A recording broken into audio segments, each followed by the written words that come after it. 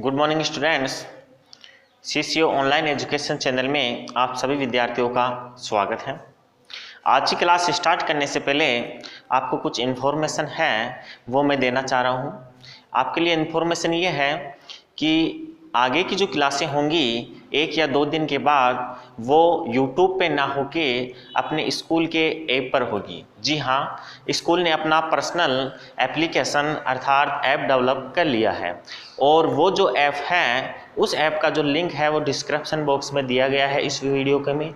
साथ ही में जो आज के और वीडियो हैं उन सब में ये डिस्क्रिप्शन वीडियो जो लिंक का है ऐप का वो दिया गया है, तो आप वहाँ से ऐप डाउनलोड कर सकते हैं। इसी के साथ जो आगे की क्लासें होंगी वो इस ऐप के अंदर सुचारू रूप से कंटिन्यू की जाएगी। देखो बच्चों, जो कोरोना महामारी है उसके कारण संभवतः ऐसा लग रहा है कि जो शिक्षा व्यवस्था है वो थोड़ा कुछ समय बाद शिक्षण संस्थान खुलेंगे तो आपकी जो पढ़ाई है वो सुचारू रूप से कंटिन्यू होती रहे। इसलिए स्कूल ने ये डिसाइड किया है कि अपना पर्सनल ऐप डेवलप करके आगे की वीडियो उसी में उपलब्ध करवाई जाए।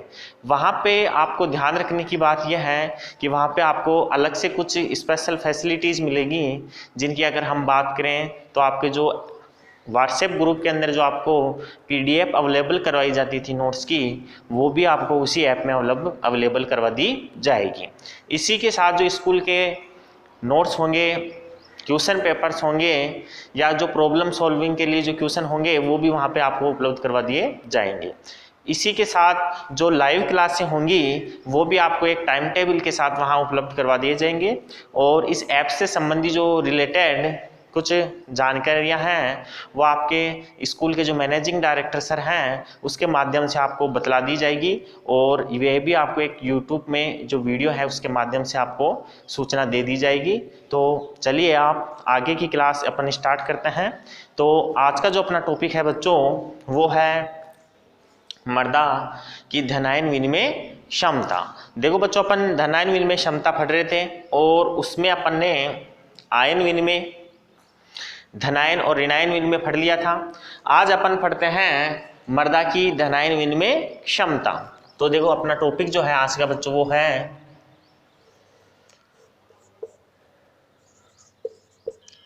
मर्दा की धनायन विनिमय क्षमता।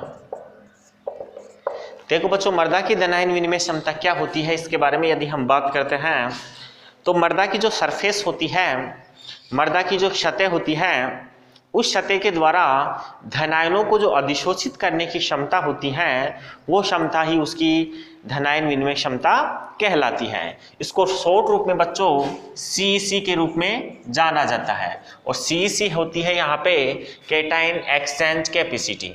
CEC का मतलब है बच्चों कैटायन एक्सचेंज कैपेसिटी।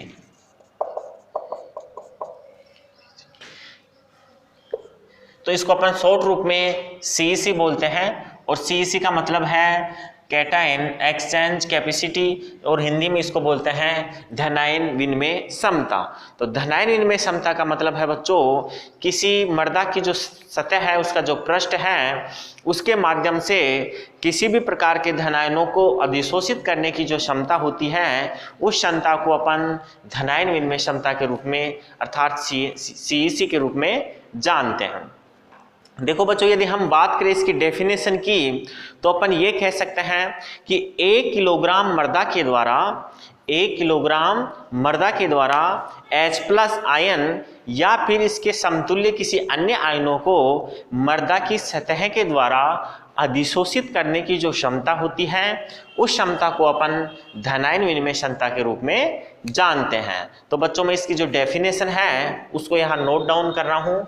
इसकी जो डेफिनेशन है बच्चों वो ये है कि 1 किलोग्राम मर्दा के पृष्ठ सतह द्वारा 1 किलोग्राम मर्दा के पृष्ठ सतह द्वारा H+ आयन या इसके समतुल्य या इसके समतुल्य आयनों को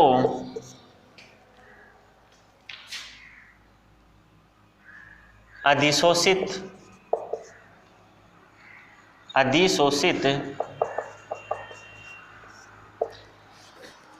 करने की क्षमता धन आयन विनिमय क्षमता कहलाती है। देखो बच्चों, 1 किलोग्राम मृदा के पृष्ठ सतह के द्वारा H+ आयन या फिर इसके समतुल्य किसी अन्य आयनों को अधिशोषित करने की जो उसकी क्षमता होती है उस क्षमता को अपन बोलते हैं CEC अर्थात धन आयन विनिमय क्षमता कहते हैं। देखो बच्चों, इसकी एक यूनिट होती है, इसका मात्रक होता है। तो CEC का जो मात्रक होता है, धन आयन विनिमय क्षमता का जो मात्रक होता है वो होता है बच्चों सेंटीमोल प्रति किलोग्राम। सेंटीमोल प्रति किलोग्राम बच्चों इसका मात्रक होता है। तो धन आयन विनिमय क्षमता के मात्रक की यदि हम बात करें तो यहाँ नोट करते हैं धन आयन विनिमय क्षमता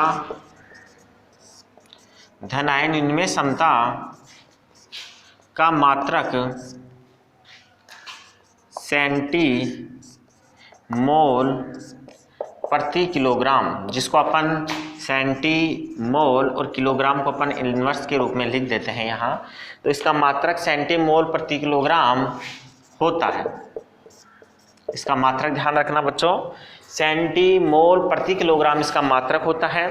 आगे बच्चों यदि हम बात करें तो किसी मृदा की CHC का मान अर्थात धन आयन विनिमय क्षमता का मान जितना अधिक होता है उस मृदा के द्वारा धन आयनों को अधिशोषित करने की जो क्षमता होती है उसकी वो उतनी ही अधिक होती है। तो हम ये कह सकते हैं कि एक तरीके से आपको CEC का मान यदि मैक्सिमम मिलता है तो आप समझ जाइए कि उस मृदा के द्वारा धन आयनों को जो अधिशोषित करने की क्षमता है वो अधिकतम है। तो बच्चों यहाँ अपन देखें कि आप नोट करते हैं यहाँ पे कि मृदा की जो धन आयन विनिमय क्षमता होती है जो जितनी अधिक होती है आयनों को उतना ही मात्रा में अधिशोषित ज़्यादा किया जाता है मृदा के द्वारा। तो मैं यहाँ नोट करता हूँ कि मृदा की CEC जितनी ज़्यादा होती है, मृदा की CEC जितनी ज़्यादा होती है उस मृदा द्वारा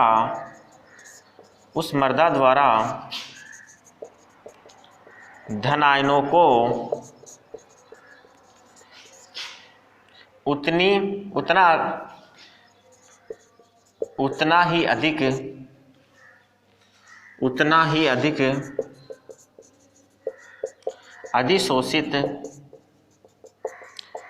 उतना ही अधिक अधिशोषित किया जाता है। देखो बच्चों, मृदा की CEC जितनी ज़्यादा अधिक होती है मृदा द्वारा धन आयनों को उतनी ही ज़्यादा में अधिशोषित किया जाता है। यहाँ अगर हम एग्जाम्पल के रूप में देखें तो मृदा की विभिन्न प्रकार की क्ले होती हैं। उन क्ले की जो धन आयन विनिमय क्षमता होती है CEC होती है वो अलग अलग प्रकार की होती हैं। यहाँ हम एग्जाम्पल के रूप में यदि कुछ को देखने की बात करें तो आप उससे पहले आप उसका स्क्रीनशॉट लीजिए, फिर अपन देखते हैं कि मृदा की कुछ क्ले जो होती हैं उनकी धन आयन विनिमय क्षमता किस प्रकार से प्रभावित होती है।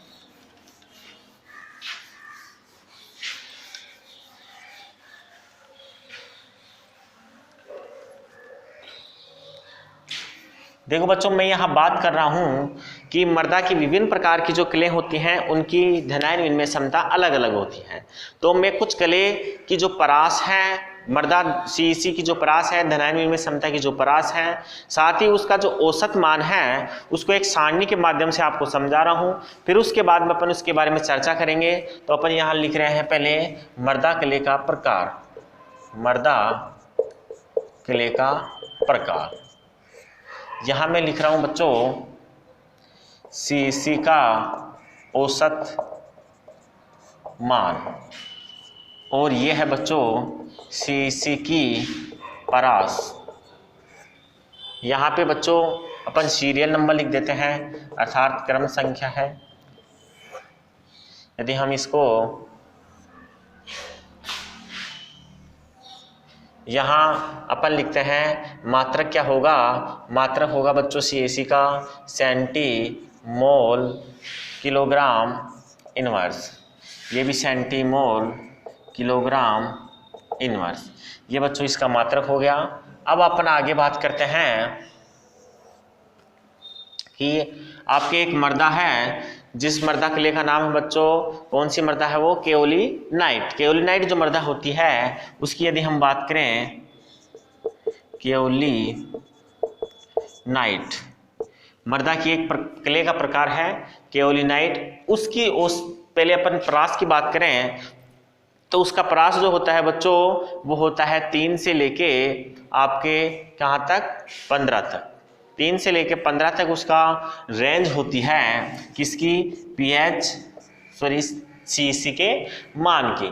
अगर उसके औसत मान की यदि हम यहाँ बात करते हैं तो बच्चों उसका औसत मान निकल के आता है CAC का 8। दूसरे प्रकार की मर्दा कले की बात करते हैं तो उस दूसरे प्रकार की मर्दा कले का नाम है बच्चों इलाइट। इलाइट प्रकार की जो मर्दा कले होती है उसकी CAC का जो रेंज होती है बच्चों वो होती है 20 से 40 तक, 20 से 40 उसकी रेंज होती है। और यदि हम एवरेज CAC की बात करें तो उसकी एवरेज CAC निकल के आती है 30 सेंटीमोल प्रति किलोग्राम। तीसरे प्रकार की जो मर्दा क्ले होती है उसका नाम है बच्चों मोंटमोरिलोनाइट। मोंटमोरिलोनाइट की यदि हम यहाँ बात करते हैं तो तीसरे प्रकार की क्ले है मोंटमोरिलोनाइट,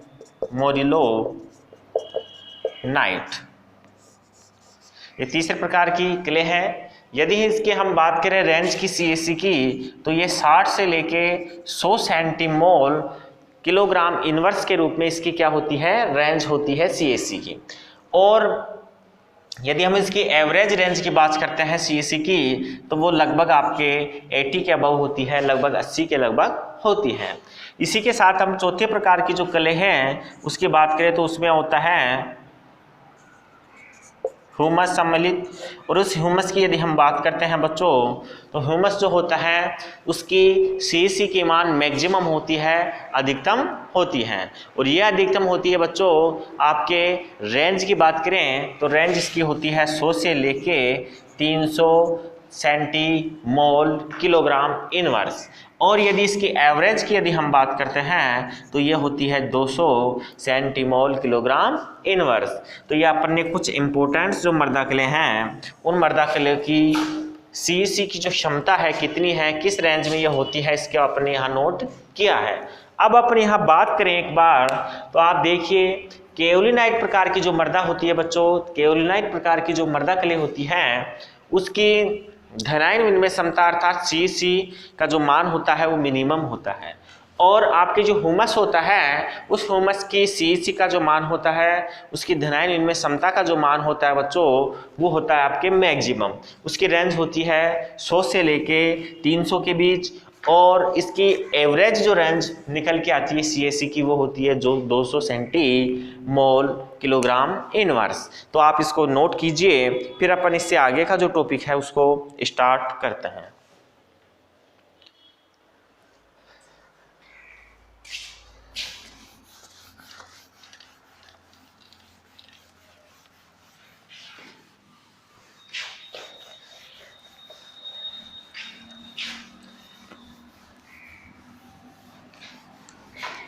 बच्चों आगे है आपके धनायन विनिमय क्षमता जो है उसको प्रभावित करने वाले कारक।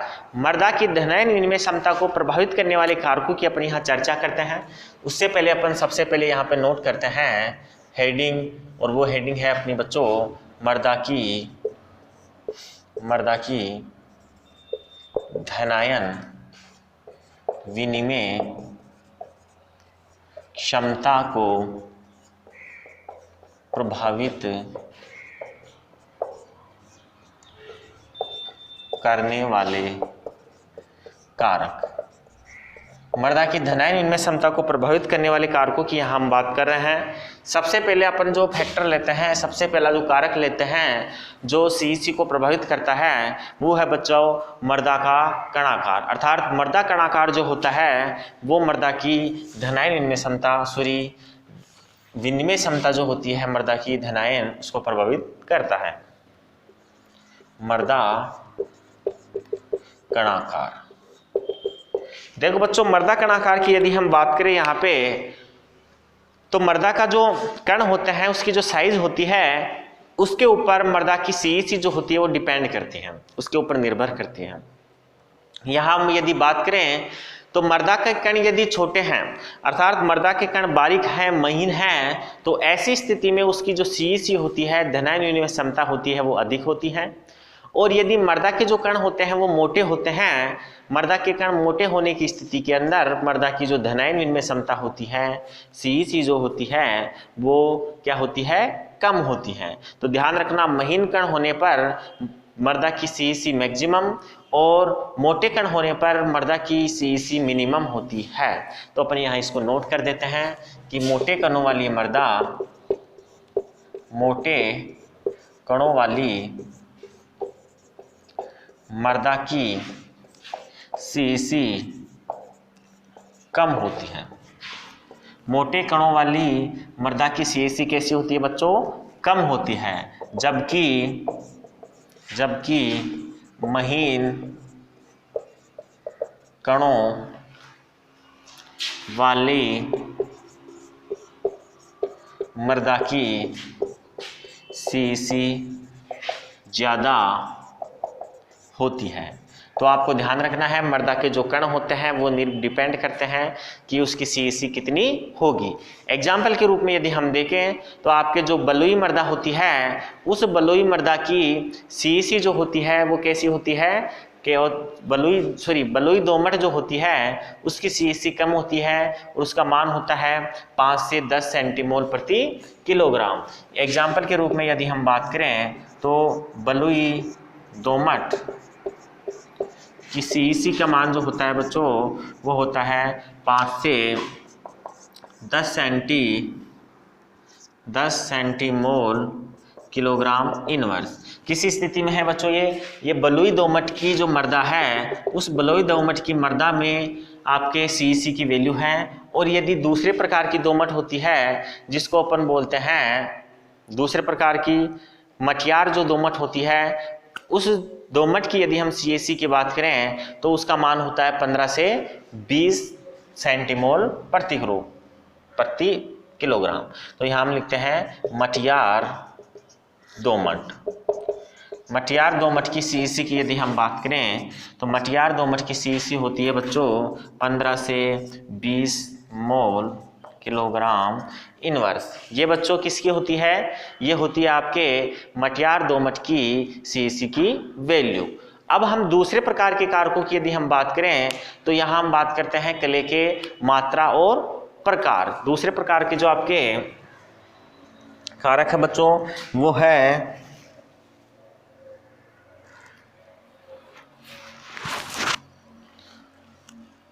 कले की मात्रा व प्रकार।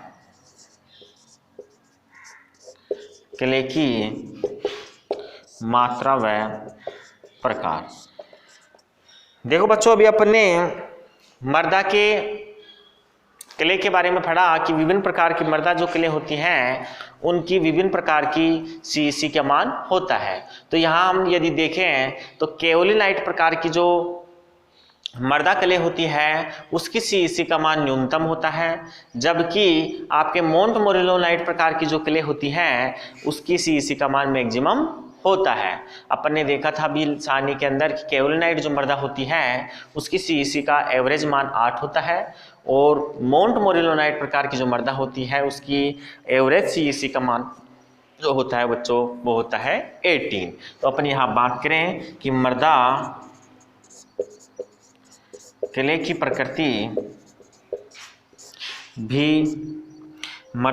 प्रकृति भी सीईसी को प्रभावित करती है।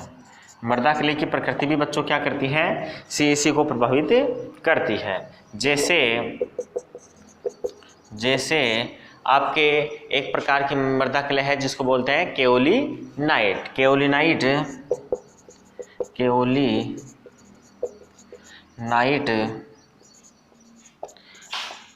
क्ले मृदा की CAC का औसत मान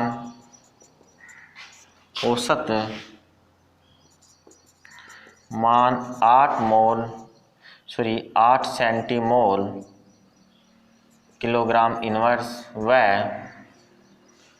मोंटमोरिलोनाइट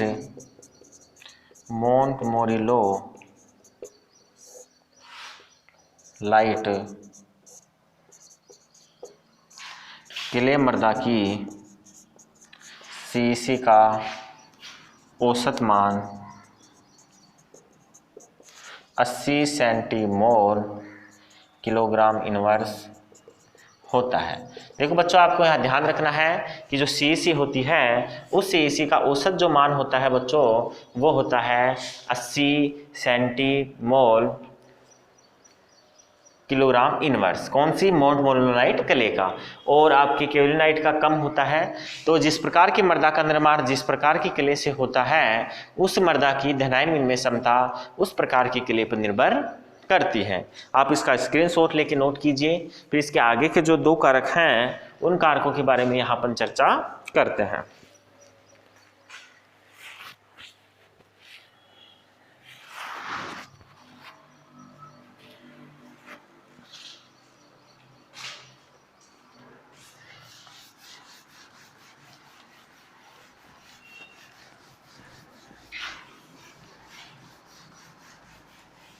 देखो बच्चों, अगला जो कारक है जो मृदा की CAC को प्रभावित करता है वो है बच्चों मृदा pH। मृदा pH जो होती है वो भी क्या करती है, मृदा की CAC को प्रभावित करती है। तो तीसरा जो फैक्टर है बच्चों वो है मृदा की pH।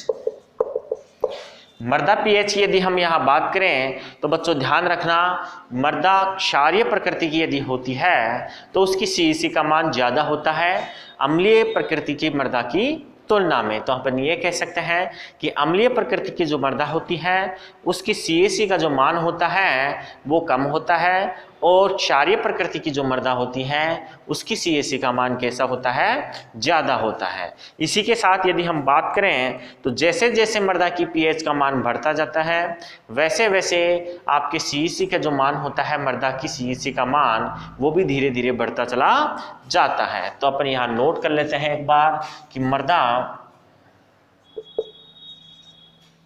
अम्लीय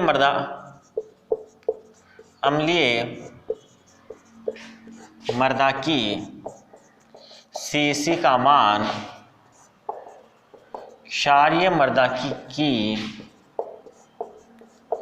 CAC से कम होता है।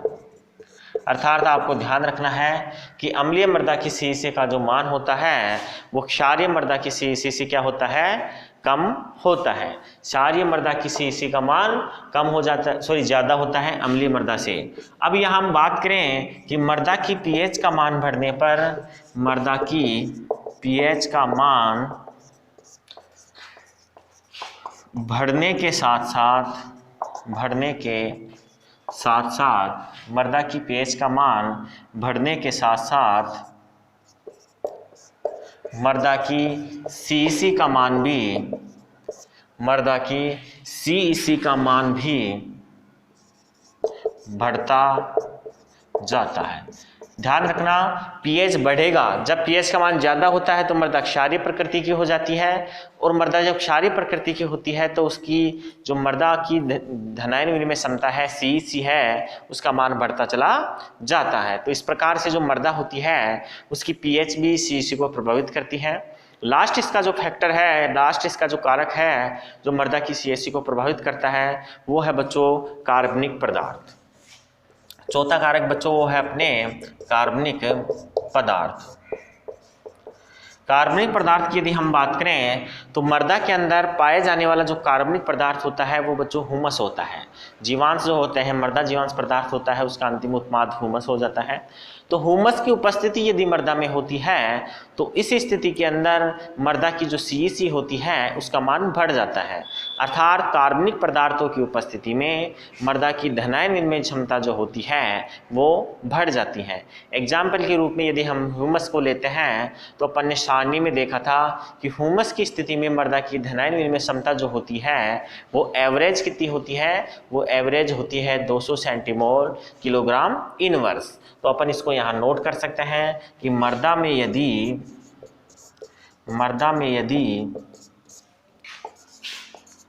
कार्बनिक पदार्थ पाया जाता है तो मृदा की CEC बढ़ जाती है। देखो बच्चों, यदि मृदा के अंदर कार्बनिक पदार्थ पाया जाता है तो मृदा की CEC क्या होती है, बढ़ जाती है। एग्जाम्पल के रूप में यदि हम बात करते हैं तो मृदा में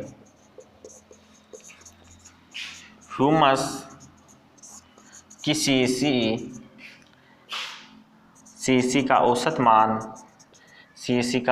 मान 200 सेंटीमोल किलोग्राम इनवर्स होता है।